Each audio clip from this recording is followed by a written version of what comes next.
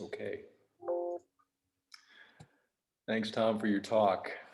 You touched all our minds very simply, with no questions necessary, actually. It just works.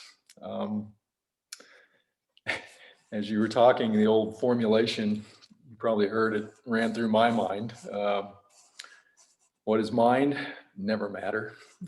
What is matter? No mind. Or maybe I got that backwards. In any case, it's interesting what you said about messages, because I think those sorts of messages are floating past us all the time, and often we don't see it. We just miss them. So it's worth kind of paying attention to that kind of stuff. I value that, when I actually can catch something that's floating by me like that. So I appreciate you bringing it up. So does anyone have any questions? I have a question. Yes. So after the Inca ceremony yesterday, which was very wonderful, congratulations again. Um, I was I took a sauna with my daughter. You've met before. Yeah, You remember Leilana? I do. And she kind of surprised me with this question. She said, if death were real, I would roll it into a ball and feed it to a goblin. And then she said, Mama, if death were real, what would you do to it? So my question is, how do you talk? I'm not going to ask you that because you've had enough of those yesterday. But how do you talk to kids about death? I think you can talk to kids about death very honestly. There was, I recall hearing a story about a child that came up and asked somebody that question, and I believe it was the Providence Zen Center, about how Zen Master Subong Sanim had died. And the person answering the question just fell over dead, exactly how he died, which satisfied that child.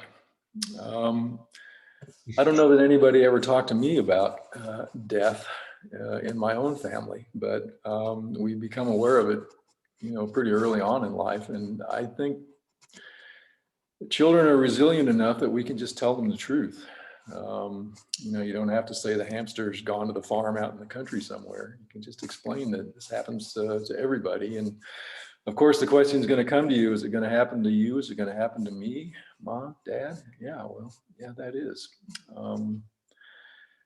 And then you could probably add or say, whatever reassurances you want to add to that. That doesn't stop me loving you. That doesn't stop us loving each other and having a family and so on and so forth. But that's part of life.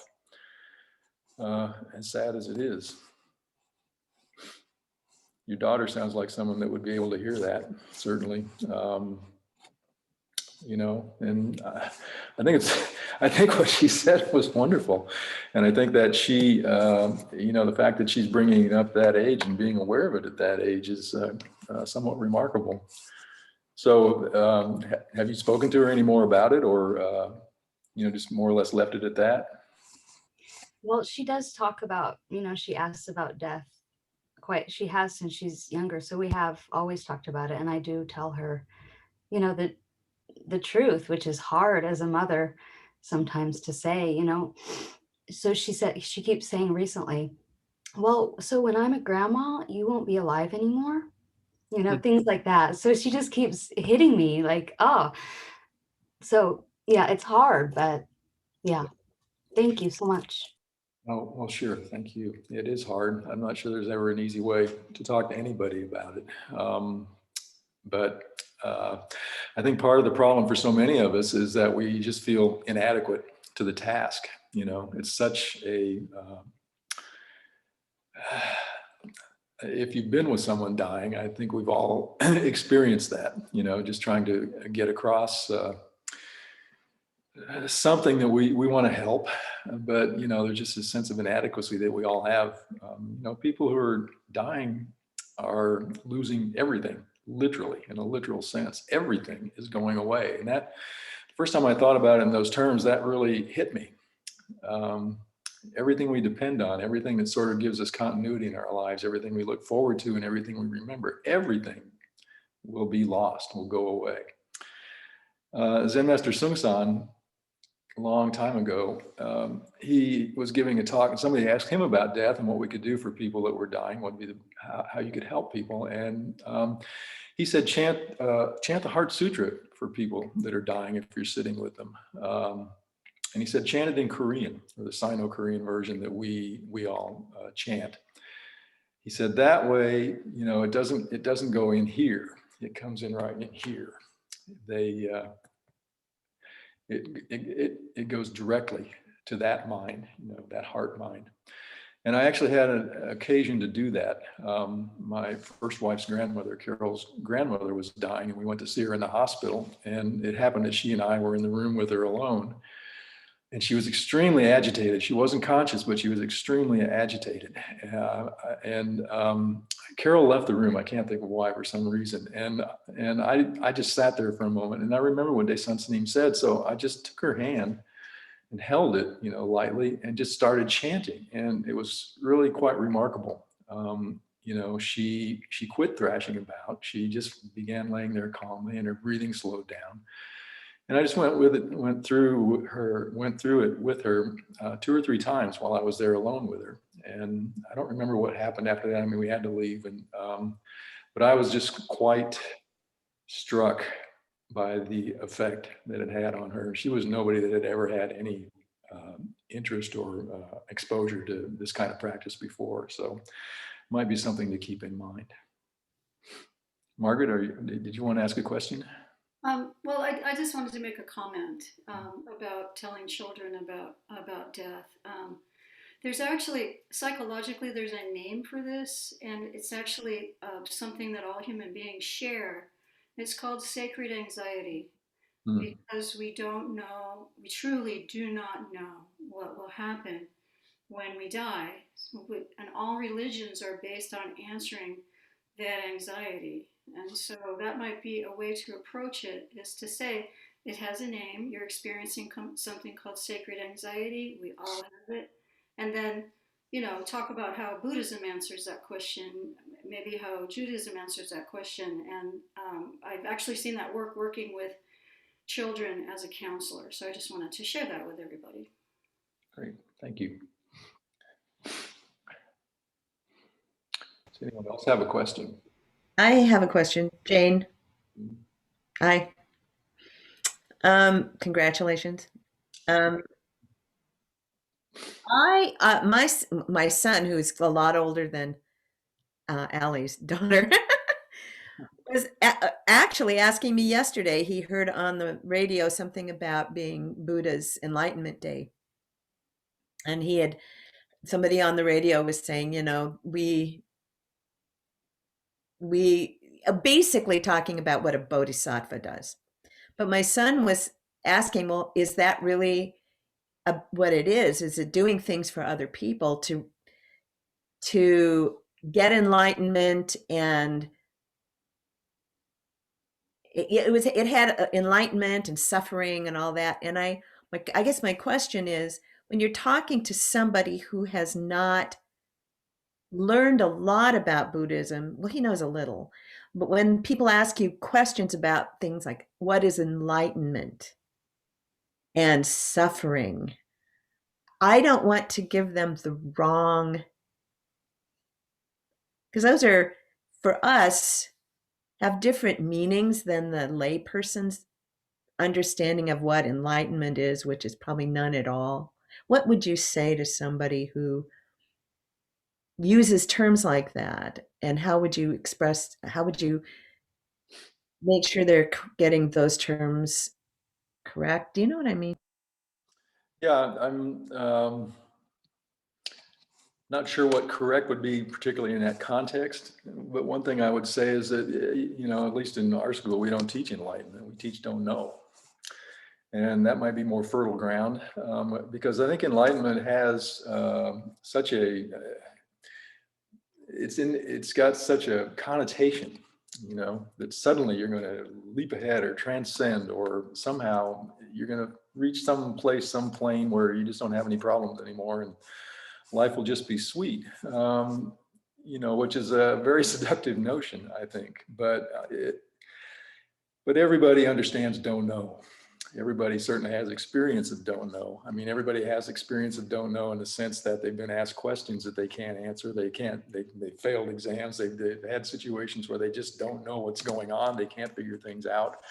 And mostly we think of that as a negative situation. And I think it might be helpful to people who are asking questions like that to explain that, you know, actually that is really the wellspring or the source of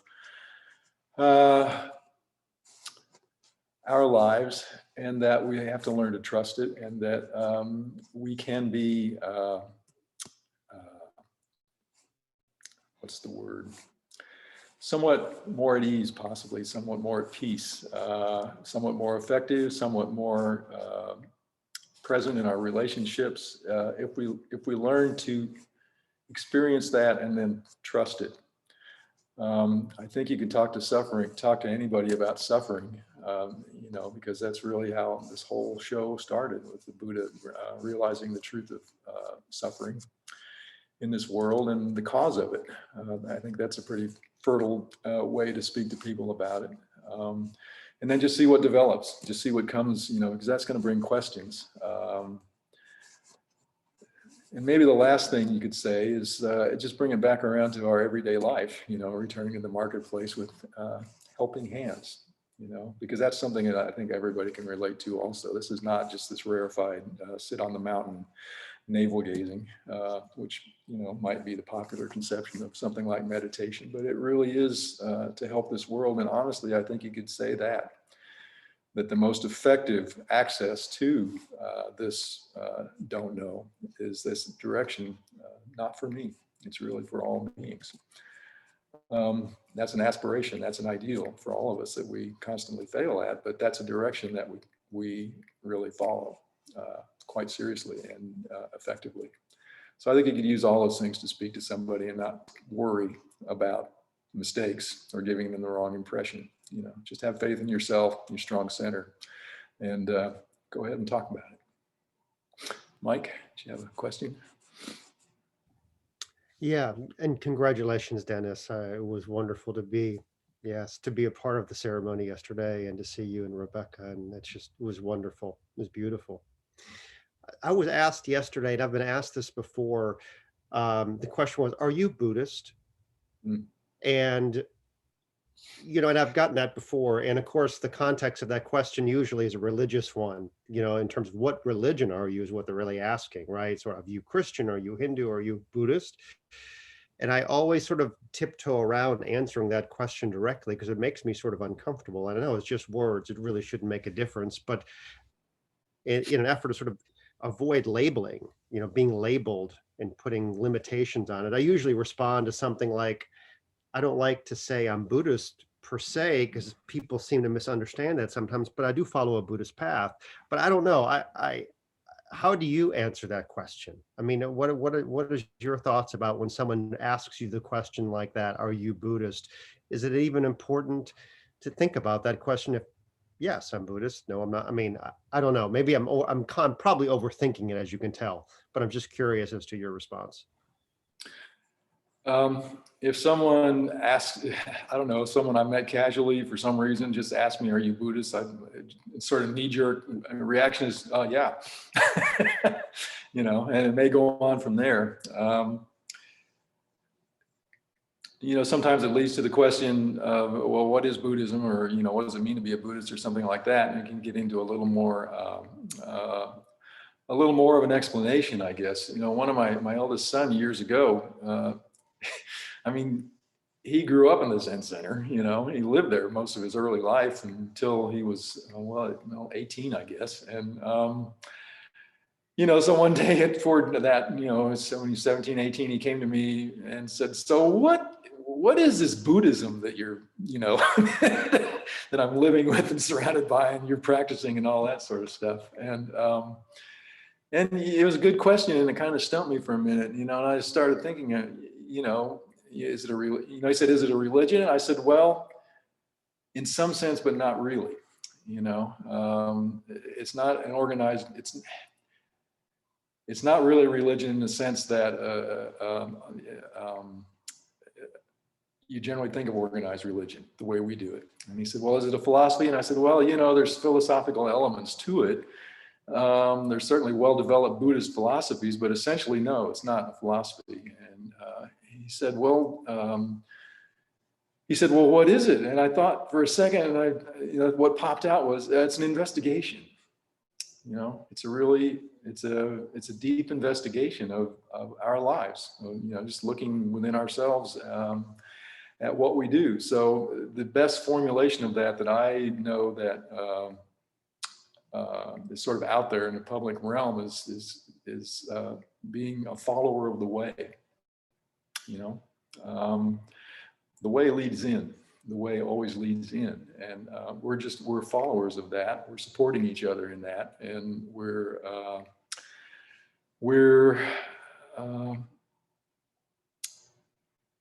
helping each other along that way just by being together in our presence and maintaining these practices. But what's interesting about that is that that's not a particularly Buddhist idea. You know, there's all kinds of practices out there in the world. There's all kinds of spiritual disciplines that are exactly dedicated to that. Personally, I follow the teaching that the quantum school is Zen because I've just not found anything else out there clearer than that. You know, and believe me, I've looked. I spent a lot of time looking after I left the school. You know, I was really trying to find something to connect with. I never quit practicing, but I just haven't in my life encountered another the clarity that seems to adhere to the practice the way it's presented in our school. So yeah, again, my knee-jerk reaction is, "Are you Buddhist?" You know, I kind of be like, "Oh yeah," yeah. But it just depends on the individual that is asking me the question. If they want to talk about it a little bit further, I maybe try and say some of this stuff that I've just said to try and explain that. And to make it clear that if you are a follower of the way, if you are undertaking this investigation, that is a very, very, very broad path. A particular technique, a particular set of teachings, but it's a very, very broad path and not exclusionary at all. And there's no requirements to being a Buddhist, but you can formally make a relationship with this school, with the Buddhist teaching school, you know, by taking precepts if you wish to, which will be happening next week, as we're probably all aware. So I don't know, maybe that's a little vague for you, but that's all I got.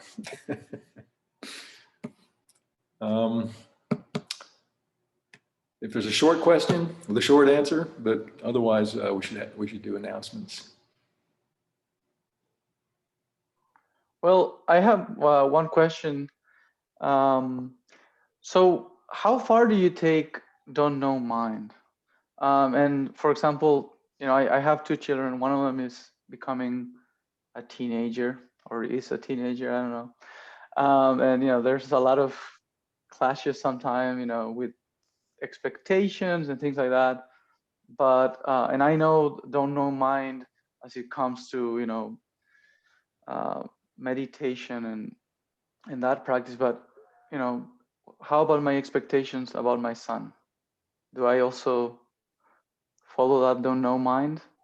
Do I just let him not do homework? You know, I don't know what. So it's a weird question, but what do you think? Well, don't know mind essentially means being clearly seeing your situation, your relationship, and your function. So that doesn't just mean if your son says, "I don't want to do homework," you just kind of go, "Oh, I don't know, okay." You know, you have a situation with your son. You've got a particular relationship with him, and you got a particular function. You know, moment to moment to moment, and that's sort of the art of this practice. You know.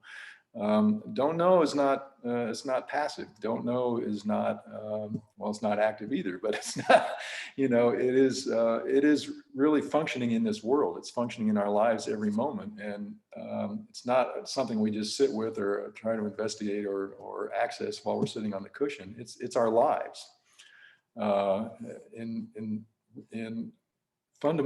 the most fundamental way. So, you know, the question is, the problem, the point is to realize that, to just clearly see that, and then just let it function, you know. So yeah, you work that out with your son, you work that out with yourself, and you trust yourself, you trust your own don't know mind, that you're going to do the best for your son in that situation, take care of him. So don't leave it on the cushion. You know, that's a big mistake for all of us. Don't believe this is just something that happens on the cushion. This is our lives. And, you know, part of the value or the of Konan practice is, you know, that is a direct method for letting us experience this don't know mind. And one of the watershed moments, I think, for all of us in Konan practice is when we realize, oh, my life is this Konan. You know, this is helping me in that regard. So yeah, just trust yourself, Ramiro, and you'll be fine. Your son will be fine. So thank you all. Thank you all for your practice. Thank you all for being here. I'm gradually coming around to Zoom. So, so thank you. And now we'll have announcements.